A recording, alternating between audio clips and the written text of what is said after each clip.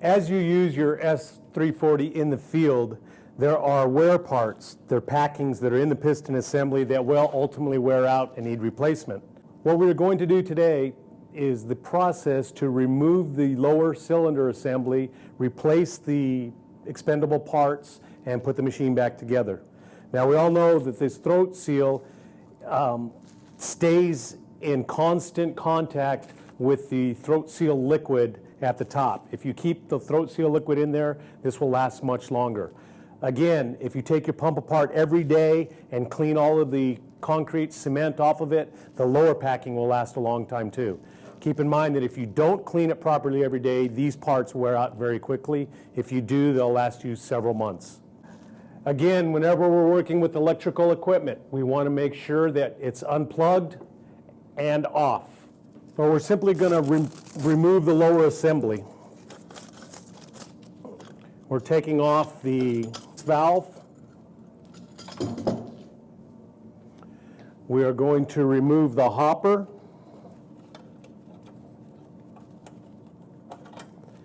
From the lower assembly.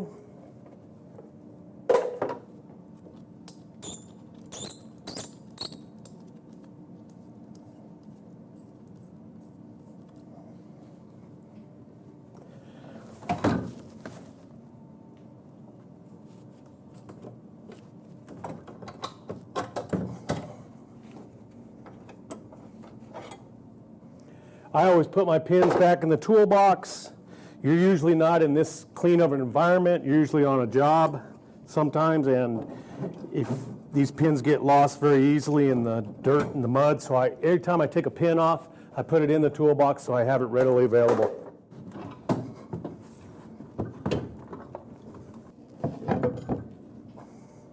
This is the 5/8 wrench that comes with the pump, and we're going to just break the entire lower assembly down prior to taking it off.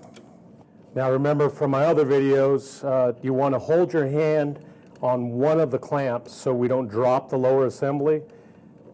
It weighs a few pounds.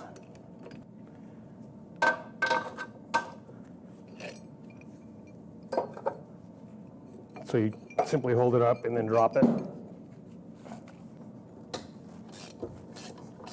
The piston assembly will not drop like the lower assembly will, so you don't have to hold it as you remove the clamps.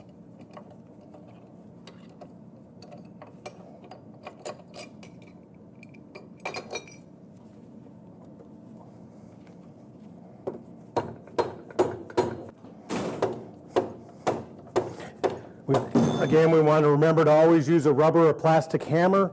If we damage these places where the O-rings seat, the pump won't seal and will not operate properly.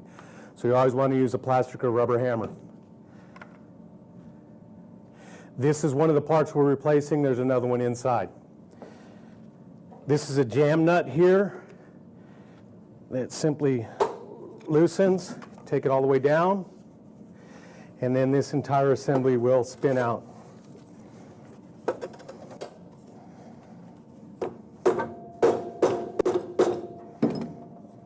And we're going to take a 5/16 nut driver, loosen this bolt. And in here we have, it's called a slip assembly. And you simply pull the pin, lift up the collar, and then the slips simply fall off. There's your collar. Here's your slips. They are attached by a wire so you don't lose them. And then here's your piston assembly where we're going to replace the upper packing. It's nice to be able to do this in the shop where you have a vise and a table. I know sometimes it gets done in the field, but if you can get it to the shop, it really helps to keep things clean and in order. So what I'm going to do here is simply take the piston assembly out of the upper chamber. There again, I want to always utilize a rubber hammer whenever I'm banging on metal parts.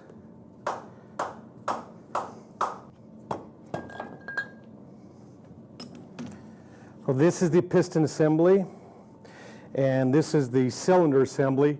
Now what we're going to do is remove the upper assembly so we can access the upper seal. We're now trying to take the throat packing out. We've already taken the lower packing out of the pump. Now we're trying to take the throat one out. So simply pair of channel locks, loosen it. After removing this, the upper seal is quite accessible.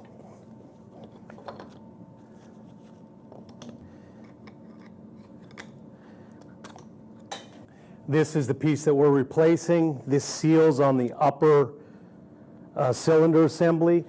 Remember that this, in the pump configuration, this is where your oil lubricates the top seal. We call it throat seal liquid.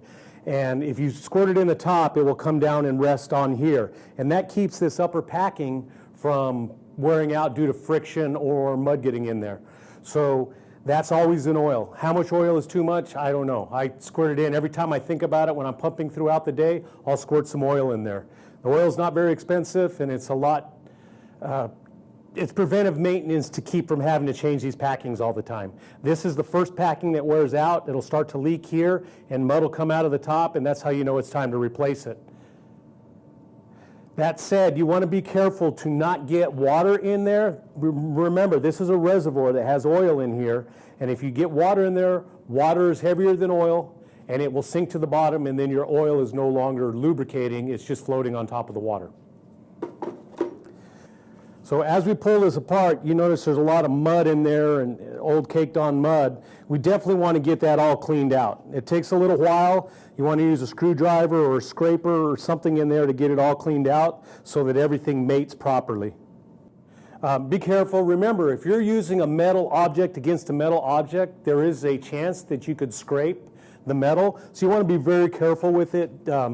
Treat it very gingerly. After we got it cleaned out, I like to grease everything that we're putting back together. Your pump came with a lithium grease. We want to always use a water base or lithium type grease. We don't want to use an oil base because the oil base will ultimately eat the rubber balls. If we have rubber components in there, we always want to use a lithium or something that is not oil based. So I always like to coat the threads, any place we're going to seat, with the grease. It's a little bit in there, and it makes the threads easier to come apart at a later date.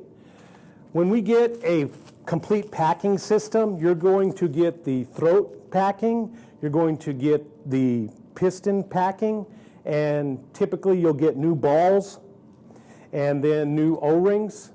So that's what comes in the kit. You can order just the cups in packets of 3. You can order just the top ones and just the bottom ones. And this is something you always want to keep around, but I don't like to keep these in the toolbox because they're being banged around quite a bit. And this edge, top edge and bottom edge, are what pushes the mud and seats properly. If there's a gouge in it because you had it floating around your toolbox, it is going to not work right from the beginning. It may work for a while, but ultimately it's going to wear out pretty quickly. So this is going to go back just in reverse of the removal. It goes the larger side to the top on these. Just remember, when you're taking this apart, what I do is I always as I pull it apart, I set it down the way it goes back in. That way I know in my head it goes, I'm not questioning the way it goes back in. If you do question, you go to the manual, there is an exploded view. If you can't find the manual, you can go to Graco.com and get a manual if you've lost the manual or it's not with you. So you can see there are exploded views to show how these go in. But I'm working in the field, I'm working in the shop. I want to take that out, set it down as it came out so I know the new one goes back in that direction. On this seal, there is a top and a bottom. On this one, it does not matter. It is the same either way.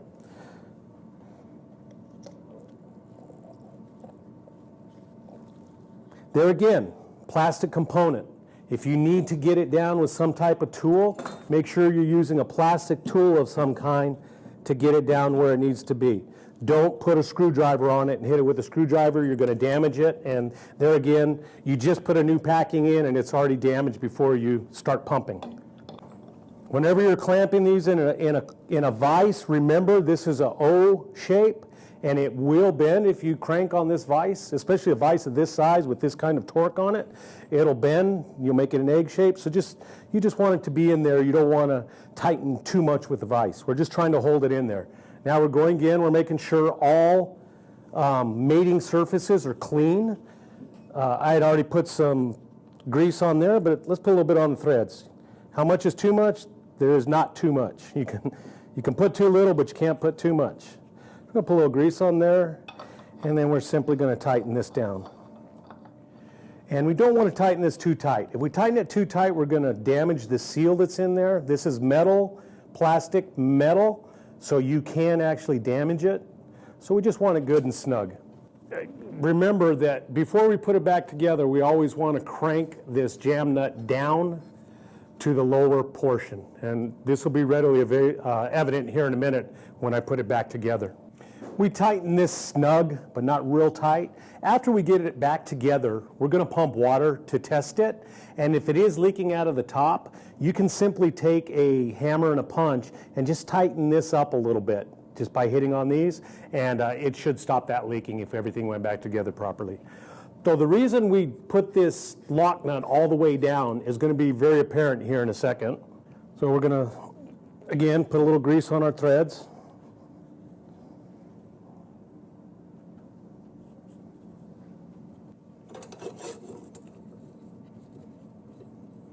And we're going to simply thread it back in. If these threads don't start easy, back it off and do it again. They should go in, but you definitely don't want to cross thread it. So we have this jam nut all the way down for a reason. We are now going to take this all the way to the top. Okay, we're now at the top with this in the 6 o'clock position. Now we're going to back it off 2 full turns. 1, 2. We're doing this for a reason. If you don't have it in the exact spot, let's take for example you had it too high. This piston could bottom out on this while it's in the piston assembly. So it's designed for 2 full turns to be in the proper configuration so the piston moves freely up and down without hitting metal parts. So this is a very important step. Sometimes when you're tight, it'll be to that point. That's tight. If that happens, you want to get it to 6 o'clock and then back off your 2 turns. So 2 full turns from the 6 o'clock position is the important part. And this is all in the manual, but just remember, there is a place for this to go. It's not just simply throw it back together and let's start pumping. It's very important. It's a very crucial step. So now that we have it at our 2 full turns, we're simply going to take the lock nut and we're going to tighten it up till it seats, and then we're just going to take a screwdriver or punch and simply lock it down.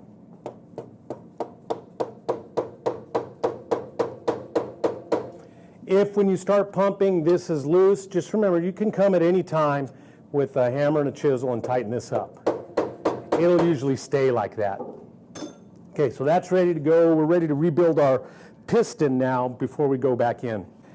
We have to remember, if we're putting this in a vise, we have to make sure that we're not damaging our sealing surfaces. So we don't want to put it in an old vise that has real heavy teeth on it and crank it down, because it could potentially leak there.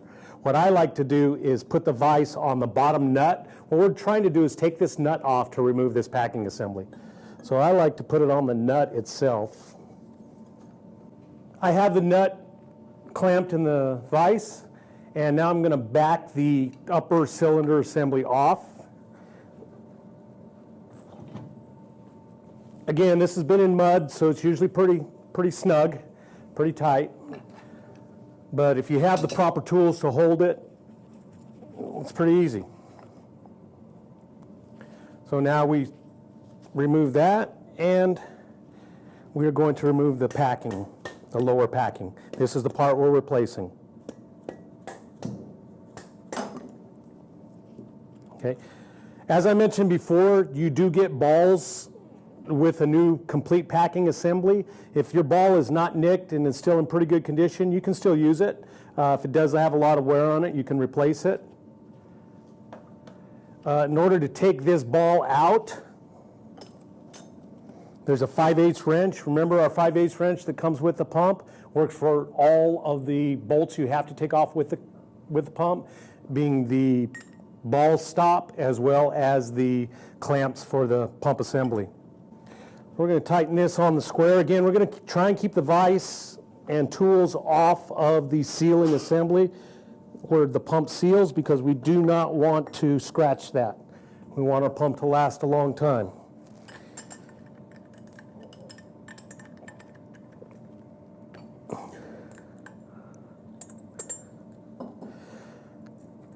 When I pull this bolt out, I'm going to show it to you. It's not a standard bolt. If you put a standard bolt in here, your ball will come out. It has a deeper head on it than a normal bolt, so you have to get this from Graco. If you look at it, it is a 3/8 bolt with a 5/8 head on it, but it does have a longer head on it, so it's very important to use the right bolt. And then simply this ball comes out of the ball cage through the hole that you'll see there. There are two balls in the pump. One goes in the lower assembly. This one goes in the upper assembly. The lower one, I always think of it, is bigger, it's heavier, so it goes to the bottom. That's how I remember. But the one that goes in the bottom will not fit in the cage. However, the one that goes in the cage will fit in the bottom, but it's not the right one. So just remember, heavier to the bottom, lighter to the top. So then we'd put our new ball in and put the bolt back on. With every rebuild kit that you buy comes new balls, new packings, new O-rings, and a small tube of anti-seize. That is for the bolt that holds the ball in, the ball stop. Just simply add a little on there. Again, this will make it easier to come off later, and it'll help hold it on. So we're simply going to put it back in reverse of removal.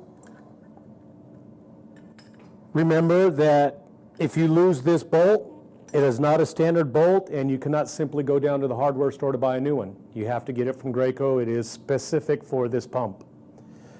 So now we've got our new ball in. We're making sure all the shoulders are clean. Like I say, you can use a screwdriver, but just be ginger with it. You do not want to scratch anything. And we're simply getting all the mud off. Rubber's okay, plastic's okay. It won't damage the metal, and it pulls the mud off. Now, before we put it back together completely, we want to definitely make sure the mud is off all components. Give it a good head start putting it back together clean. You simply put it in a vise. This mud comes off pretty easily with just a little banging. There you go. See, it just comes off pretty easily.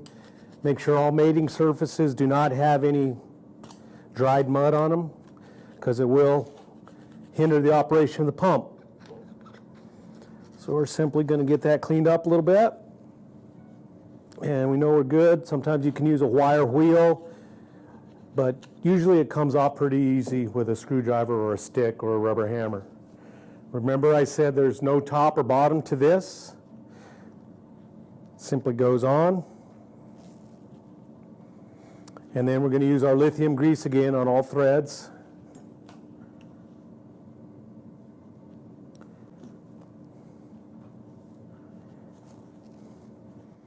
This is our seat for the ball. It is a wearable item. Usually it lasts quite a long time with these rubber balls. Our other pumps that have stainless steel balls, the seats will tend to wear out a little bit quicker because it is steel against steel. But this simply goes in here. There is no top or bottom. It has a 90-degree shoulder on both sides, whereas the steel balls has a chamfer to it where the ball sits, so there is a top and bottom. But on this particular pump with the rubber balls, there is no top and bottom. So we have our seat back in, and then with every rebuild kit, not when you're buying the single components, but with every rebuild kit comes a new O-ring, and we're simply going to put the O-ring in there. There again, I like to have a little lithium grease on all sealing parts. I'm going to throw a little bit on there. So we're going to make sure this is good and snug in the vise, and we're simply going to put our piston assembly back together. Once the threads catch, we want to put it on as tight as we can by hand, and then we want to give it a good crank with the wrench. This is metal on metal. It is not like the other seat we were talking about where we have metal, plastic, metal. This one is metal on metal, so you're not going to damage the seal by tightening it too much. But there again, just use common sense and get it approximately as tight as you need it. Okay. Piston assembly is assembled. We know we have the right ball in there. It is the small ball because it's on the top. Since the piston assembly is always in throat seal liquid, we're going to go ahead and add a little to it to make it go in a little easier. Just going to coat it. We now have the piston assembly lubed up. This is our collar for our slips. We need to get this in there prior to putting the piston in because it won't go in afterwards. So this is lubed up, ready to go in, and